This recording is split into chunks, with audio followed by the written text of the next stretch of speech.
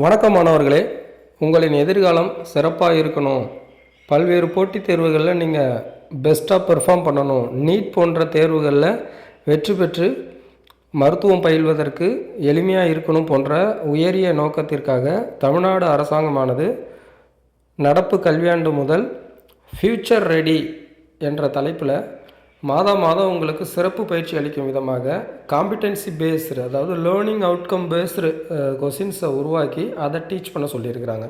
So அந்த அடிப்படையில் நடப்பு மாதம் மார்ச் 2026 அறிவியல் பிரிவில் கேட்கப்பட்ட 10 வினாக்களுக்குரிய விடைகளை விளக்கமாக இந்த காணொளியில் தற்போது காண்போம். முதல் கேள்வி, ஒரு பொருள் நீரில் மிதக்கும் போது அதன் முக்கால், அதாவது 3/4 கன அளவு தண்ணீருக்கு வெளியே இருக்கும். அதாவது கால் பங்கு மூழ்குதுன்னு அர்த்தம். முக்கால் பங்கு வெளில இருக்குன்னா கால் பங்கு மூழ்குது. மற்றொரு திரவத்தில் மிதக்கும் போது அதன் அரை கன அளவு திரவத்துக்கு வெளியே இருக்கும். அப்போ அரை பங்கு மூழ்குது, அரை பங்கு மிதக்குது. எனில் திரவத்தோட அடர்த்தி என்ன அப்படின்னு கேட்குறாங்க.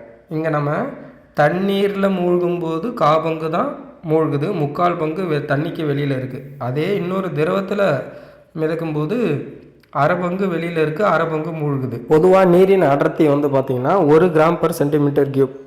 அதாவது 1 cm3 கன அளவு கொண்ட நீரோட நிறை 1 கிராம் இருக்கும் அப்படிங்கிறது தான் இதுக்கு அர்த்தம். இதை வேறு விதமாகவும் சொல்லலாம், 1 g/ml அப்படின்னு சொல்லலாம் நீரின் அடர்த்தி. அதாவது 1 ml நீரின் நிறை 1 கிராமாக இருக்கும். அப்படி வேறு விதமாக இன்னொரு விதமாக எப்படி சொல்லலாம்னா 1000 kg/m3. 1 m3 கன அளவு கொண்ட நீரோட நிறை 1000 கிலோவாக இருக்கும். இப்போ நார்மலாக இங்கே கொடுத்துருக்க ஆப்ஷனை பார்க்கும்பொழுது g/cm3 தான் கொடுத்துருக்குறாங்க.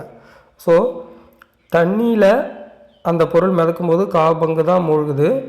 இதுவே வேறொரு திரவத்தில் மிதக்கும்போது அரை பங்கு மூழ்குதுங்கிறாங்க. அப்போ நீரின் அடர்த்தியை விட அந்த திரவத்தோட அடர்த்தி கம்மியாக தான் இருக்கணும் இல்லையா? நீரின் அடர்த்தி பொதுவாக 1 g/cm3.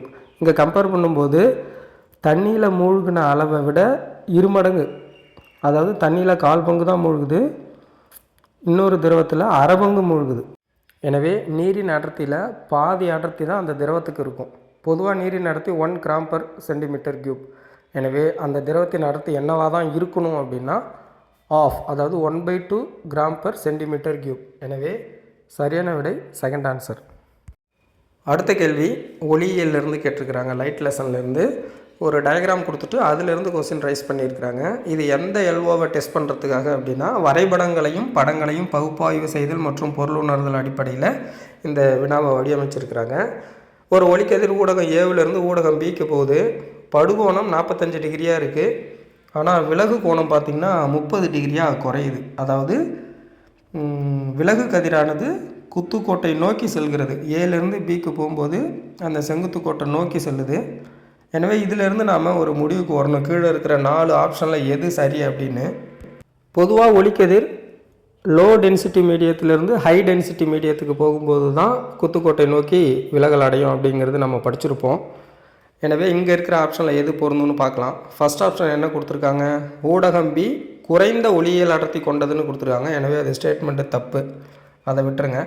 அடுத்து ஊடகம் பி அதிக ஒளியியல் அடர்த்தி கொண்டது, அது ஓகே தான். ஆனால் அதில் கண்டினியூஸாக வேறு என்ன கொடுத்துருக்காங்கன்னு பார்த்தோம்னா மேலும் ஏவை பொறுத்து அதன் ஒளி விலகல் எண் √3/2ன்னு கொடுத்துருக்காங்க. இங்கே ஒளி விலகல் எண் ஃபார்முலா நமக்கு தெரியணும். ஊடகம் 1ஐ பொறுத்து ஊடகம் 2இன் ஒளி விலகல் எண் கண்டுபிடிக்கிறதுக்கு நமக்கு ஃபார்முலா தெரியும், sin i/sin r அப்படின்னு. இங்கே sin i னா sin 45 டிகிரி. அதே போல் விலகு கோணம் 30ங்கும்போது sin 30 டிகிரி. sin 45 டிகிரி மதிப்பு உங்களுக்கு தெரியும், 1/√2.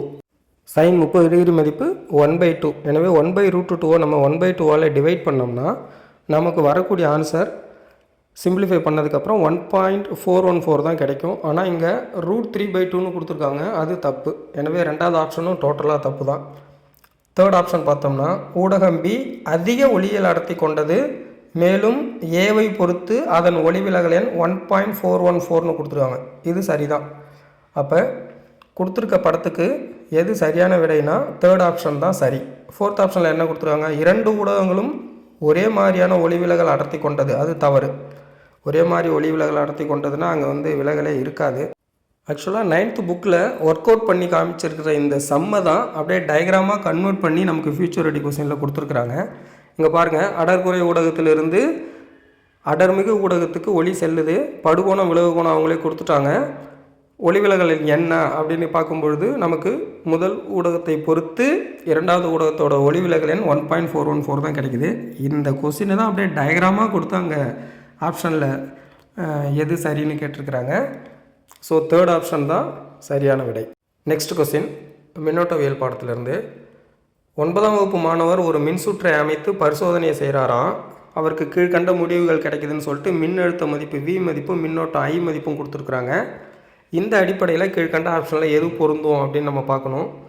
பொதுவாக ஆர், அதாவது மின்தடை மதிப்பு கண்டுபிடிக்கிறதுக்கு உங்களுக்கு ஃபார்முலா தெரியும். R = V/I ஓம்ஸ்லா படி R = V/I ஃபார்முலா. அந்த அடிப்படையில் நமக்கு இந்த கொடுத்துருக்க வேல்யூ 3க்குமே வந்து பார்த்திங்கன்னா 5 ஓம் அப்படின்னு தான் ஆன்சராக கிடைக்கும் V/I மதிப்புக்கு. இந்த தரவுகளிலிருந்து நாம் அப்போ என்ன தெரிஞ்சுக்கிறோம் அப்படின்னு பார்க்கும்பொழுது ஃபஸ்ட் ஆப்ஷன் என்ன கொடுத்துருக்குறாங்க, மின்னழுத்தம் இன்க்ரீஸ் ஆகும்போது மின்தடையும் இன்க்ரீஸ் ஆகணும்னு கொடுத்துருக்காங்க. தவறு. தேர்ட் ஆப்ஷனில் மின்னழுத்தம் மின்னோட்டத்திற்கு நேர்த்தகவில் இருக்கும்னு சொல்லியிருக்காங்க. இது சரிதான். V மதிப்பு இன்க்ரீஸ் ஆக I மதிப்பும் இன்க்ரீஸ் ஆக போகுது. V டிக்ரீஸ் ஆக I மதிப்பும் டிக்ரீஸ் ஆக போகுது. அடுத்து ஃபோர்த் ஆப்ஷனில் அந்த கடத்தி ஓர் அறுதிர் கடத்தி அப்படின்னு கொடுத்துருக்குறாங்க. இது தவறு. நார்மலாக இப்போ நமக்கு கொடுத்துருக்க டேட்டா படி ரெசிஸ்டன்ஸ் வேல்யூ என்ன கிடைக்குது அப்படின்னா 5 ஓம்னு கிடைக்குது. 5 ஓம் மின்தடை கிடைக்குது. இது நார்மலாக ஒரு கண்டக்டருக்கு இருக்கக்கூடிய வேல்யூ தான். அதை வச்சு நம்ம இதை வந்து ஒரு இன்சுலேட்டர் ரேஞ்சுக்கு நம்ம வந்து கொண்டுட்டு போக முடியாது. எனவே இந்த கடத்தி ஒரு அறுதிர் கடத்திங்கிறது தவறான கூற்று. ஆனால் நமக்கு வந்து ஆன்சர் கீழே இந்த ஃபோர்த் ஆப்ஷனும் கொடுத்துருக்குறாங்க. அது வந்து சரியான ஆப்ஷனாக இருக்காது. தேர்ட் ஆப்ஷன் மட்டும்தான் இதில் கரெக்டு. மின்னழுத்தம் மின்னோட்டத்துக்கு நேர்த்தகவில் இருக்கும், அதுதான் சரி. Next question. ஒரு மாணவர் பரவிய நிலைமை மற்றும் பரவல் ஊடகத்தின் இயல்பை அடிப்படையாக கொண்டு சில பொதுவான பொருட்களை கிளாஸிஃபிகேஷன் பண்ணியிருக்காராம். இங்கே இருக்கிற இந்த டேபிள் படி அவர் கிளாஸிஃபிகேஷன் பண்ணது சரிதானா அப்படின்னு நம்மளை செக் பண்ண சொல்லியிருக்காங்க. எது பொருத்தமான விடைன்னு நம்மளை வந்து தேர்ந்தெடுக்க சொல்லியிருக்கிறாங்க.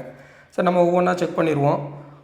ஃபஸ்ட்டு வந்து கூழ்மம் நேம் கொடுத்துருக்குறாங்க, பரவிய நிலைமை பரவல் ஊடகம் கொடுத்துருக்குறாங்க. நம்ம வந்து ஊடகத்தில் நிலைமை அப்படி தான் கொண்டுட்டு போவோம்.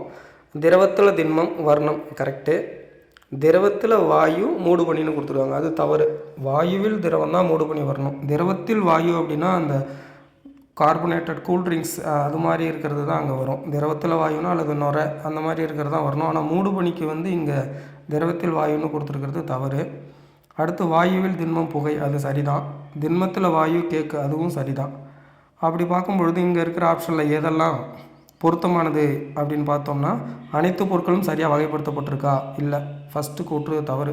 ஆப்ஷன் ஏ வந்து தவறு. ரெண்டாவது ஆப்ஷனில் என்ன கொடுத்துருக்காங்க, வர்ணம் மற்றும் மூடுபனி மட்டுமே சரியாக வகைப்படுத்தப்பட்டுள்ளது, இதுவும் தவறு தான். மூடுபனி சரியாக வகைப்படுத்தப்படலை. மூணாவது ஆப்ஷனில் மூடுபனி தவறாக வகைப்படுத்தப்பட்டிருக்கு, ஆனால் வர்ணம் புகை கேக் ஆகியவை சரியாக வகைப்படுத்தப்பட்டிருக்கு. ஆமாம், தேர்ட் ஆப்ஷன் சரி. இதில் கொடுத்துருக்கிறது சரியாக தான் கொடுத்துருக்குறாங்க. ஃபோர்த் ஆப்ஷனில் என்ன கொடுத்துருவாங்க, புகை மற்றும் மூடுபனி ஆகிய இரண்டும் தவறாக வகைப்படுத்தப்பட்டிருக்குன்னு கொடுத்துருக்காங்க, இதுவும் தவறு தான். உங்களுக்கு டவுட்டாக இருந்தால் உங்கள் புக்கில் 9th வந்து ஒரு டேப்லர் காலம் இருக்கும், நமக்கு நம்மை சுற்றியுள்ள பருப்பொருட்கள் பாடத்தில். அதில் கூழ்மங்களை வகைப்படுத்தி கொடுத்துருப்பாங்க, பாருங்கள். இந்த வரைபடத்தை நல்லா அப்சர்வ் பண்ணுங்கள். வரைபடத்தின் அடிப்படையில் எந்த முடிவு பொருத்தமாக இருக்கும்னு சொல்லி கேட்டிருக்காங்க. எக்ஸ் ஆக்சிஸில் ஆன்டிபயோட்டிக் ட்ரீட்மெண்ட் பற்றியும், ஒய் ஆக்சிஸில் குணமடைகிற நிலை அந்த பர்சன்டேஜ் லெவலும் கொடுத்துருக்குறாங்க.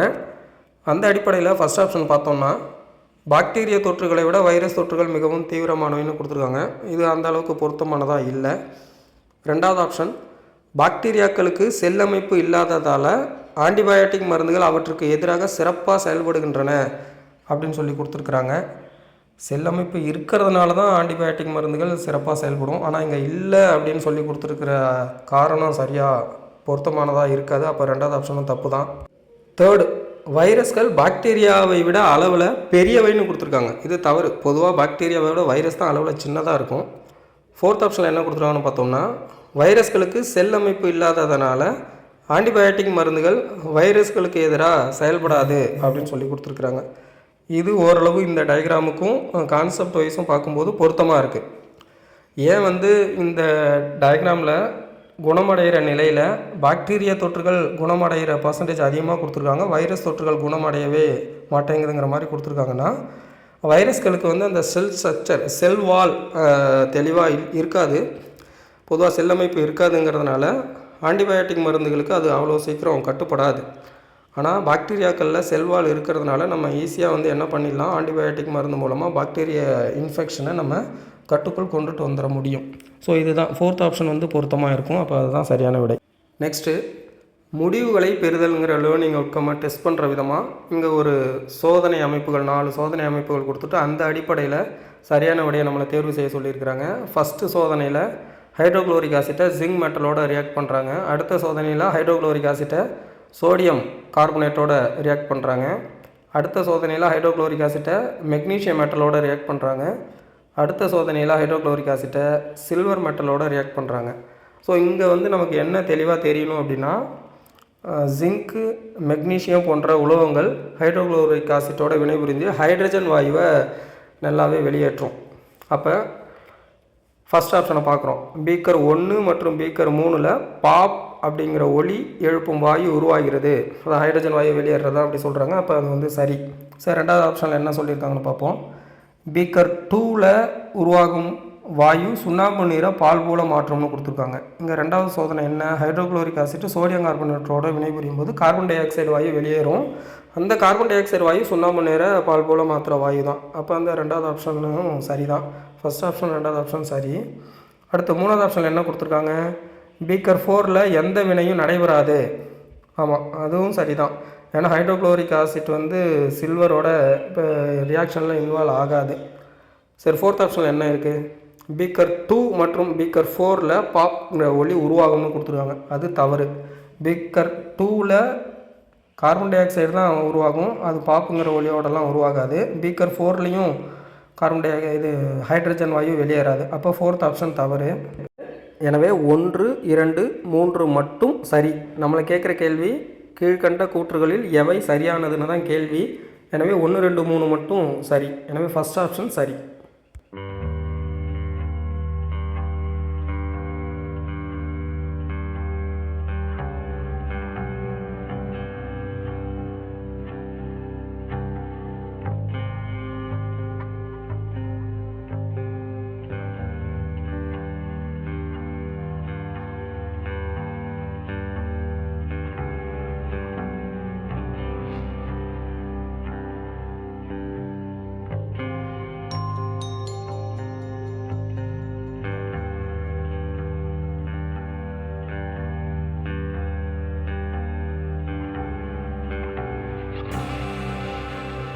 அடுத்து நிகழ்வுகளையும் செயல்முறைகளையும் அவற்றின் காரணகாரியத்தோடு தொடர்புபடுத்துதல் என்ற எல்ஓவை டெஸ்ட் பண்ணுற விதமாக 7வது வினா தொடுக்கப்பட்டிருக்கு.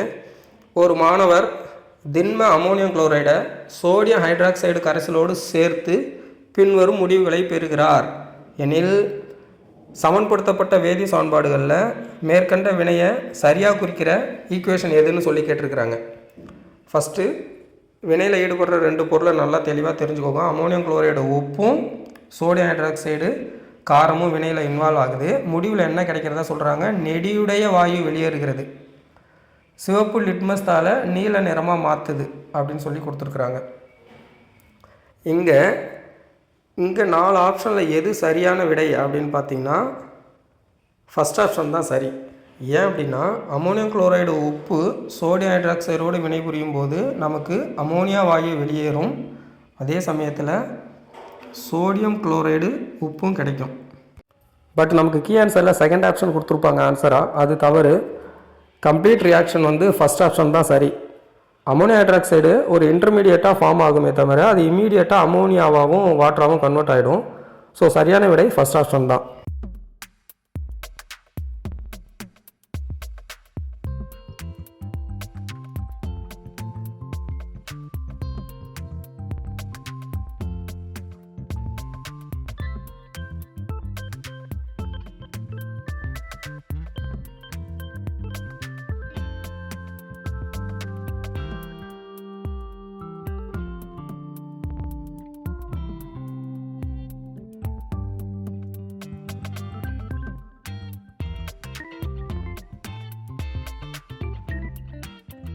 அடுத்த கேள்வி, படத்தில் எக்ஸ் என்ற குறிக்கப்பட்ட பகுதியை ஒரு நச்சுப்பொருள் சேதப்படுத்துறது தான் சொல்லியிருக்கிறாங்க. ஆனால் ஆக்சானுக்கு எந்த பாதிப்பும் இல்லையா. நியூரானோட அமைப்பு மற்றும் செயல்பாட்டை அடிப்படையாக வச்சுக்கிட்டு அதிகம் நிகழக்கூடிய உடல் செயலியல் விளைவு எதுன்னு சொல்லி 4 ஆப்ஷன் கொடுத்து கேட்டிருக்காங்க. ஃபர்ஸ்ட் ஆப்ஷன் என்ன சொல்லியிருக்காங்க, நியூரானால் மற்ற செல்களுக்கு தூண்டுதல்களை அனுப்ப முடியாதுன்னு சொல்லியிருக்காங்க. கம்ப்ளீட்டாக அனுப்ப முடியாமலாம் போகாது, அப்போ தப்பு. ஃபர்ஸ்ட் ஆப்ஷன் இல்லை. நியூரானால் தூண்டுதல்களை திறம்பட பெற முடியாது, இது சரியாக பொருந்தும். திறம்பட பெற முடியாதுங்கிறது சரியாக பொருந்தும். அடுத்த ஆப்ஷனில் நியூரானில் மின் தூண்டுதல்கள் வேகமாக உருவாகும், இது பொருந்தாது. தேர்ட் ஆப்ஷன் தப்பு. ஃபோர்த் ஆப்ஷன் நியூரானோட நீளம் சுருங்கும், அதுவும் தப்பு தான். So second option correct. அடுத்து பண்புகள் குணநலன்கள் அடிப்படையில் பொருள்கள் உயிரினங்கள் நிகழ்வுகள் செயல்முறைகளை வகைப்படுத்துறது, தரவுகள் வரைபடங்கள் படங்களை பகுப்பாய்வு செய்தல் பொருள் உணர்தல் என்ற எல்ஓவை டெஸ்ட் பண்ணுற விதமாக ஒரு 4 குரூப் கொடுத்துட்டு அதில் இருக்கிற அந்த காம்போனண்ட் வந்து எது சரின்னு கேட்டிருக்காங்க. அதாவது பின்வரும் எந்த குழு திரவ இணைப்பு திசுவின் பகுதி பொருள்களை மட்டும் கொண்டுள்ளது. இதில் உங்களுக்கு நீங்கள் தெரிஞ்சுக்க வேண்டிய முக்கியமானது என்னென்னா, திரவ இணைப்பு திசுனா ஒன்றும் இல்லை, ரத்தம் தான். ரத்தத்தை தான் நம்ம திரவ இணைப்பு திசுன்னு சொல்கிறோம். ரத்தத்தோட பகுதி பொருள்கள் என்னென்னு டைரெக்டாக கேட்காம அதை இன்டைரக்டாக சுற்றி வளைச்சி கேட்டிருக்கிறாங்க. ஃபஸ்ட்டு குரூப்பில் என்ன இருக்குது, நியூட்ரோஃபில் ஃபேசோஃபில் நிணநீர் எரித்ரோசைட் குருத்தெலும்பு இருக்குது. ரத்தத்தில் குருத்தெலும்பு வராது, அப்போ ஃபஸ்ட் ஆப்ஷன் தப்பு. குழு 2ல் என்ன இருக்குது, தசைநார்லாம் வருது, அதெல்லாம் வராது ரத்தத்தில், அப்போ அதுவும் தப்பு தான். குழு 3ல் என்ன இருக்குது, லிம்போசைட் மோனோசைட் ஈசனோஃபில் நிணநீர் எரித்ரோசைட், இதுதான் இந்த இரத்த வெள்ளையணுக்கள் இரத்த சிவப்பணுக்கள் நிணநீர். குழு 3 முழுக்க திரவ இணைப்பு திசுவோட பகுதி பொருட்கள் தான். குழு 3 சரியான விடை. குழு 4ல் என்ன கொடுத்துருக்காங்க, நியூட்ரோஃபில் பேசோஃபில் தசை நான் கொடுத்துருக்குறாங்க, எலும்புலாம் கொடுத்துருவாங்க, அப்போ அதுவும் வராது. ஸோ இங்கே இருக்கிற இந்த 4 குழுவில் 3வது குழு தான் திரவ இணைப்பு திசுவோட பகுதி பொருள். அடுத்த கேள்வி, கொடுக்கப்பட்ட தகவல்களை ஆய்வு செய்து சரியான முடிவை தேர்ந்தெடுக்க சொல்லியிருக்கிறாங்க. எக்ஸுங்கிறது ஒரு செல் உயிரினங்கள்லையும் வயதான செல்கள்லையும் நடக்கக்கூடிய மிகவும் எளிமையான ஒரு செல் பிரிதல் முறைன்னு சொல்லியிருக்காங்க. ஒரு செல் உயிரினம் வயதான செல்கள் அதில் நடக்கக்கூடிய எளிமையான செல் பிரிதல்ங்கிறது நேரடி செல் பகுப்பு, அதாவது ஏமைட்டாசிஸ். அடுத்து ஒய், ஒரு தாய் செல் மரபு ரீதியாக ஒத்த 2 சேய் செல்லாக பிரியுதுன்னு கொடுத்துருக்குறாங்க. இது வந்து மைட்டாசிஸ், மறைமுக செல் பிரிதல். அடுத்து இசட், இனச்செல்களில் குரோமோசோம்களோட எண்ணிக்கை பாதியாக குறைக்கிற ஒரு வகை செல் பிரிதல் வந்து மியாசிஸ்ன்னு சொல்லுவோம், அதாவது குன்றல் பகுப்பு. எனவே ஆன்சர் வந்து amitosis, mitosis, meiosis. Second option சரி. ஸோ மாணவ செல்வங்களே, இதுபோல் இந்த ஃப்யூச்சர் ரெடி கொஸ்டினில் வரக்கூடிய வினாக்களை நீங்கள் ப்ராக்டிஸ் பண்ணிக்கிட்டே இருந்தீங்கன்னா இன் ஃப்யூச்சரில் உங்களுக்கு நிறைய காம்படிட்டிவ் எக்ஸாமை ஈஸியாக நீங்கள் வந்து கிராக் பண்ணலாம். பர்டிகுலராக பார்த்தீங்கன்னா 10th வந்து சிஎம் டேலண்ட் சர்ச் எக்ஸாம்னு ஒரு எக்ஸாம் இருக்கும். முதலமைச்சர் திறனாய்வு தேர்வுன்னு சொல்லிட்டு ஒரு மாநிலத்துக்கே 1000 பேரை தான் செலக்ட் பண்ணுவாங்க.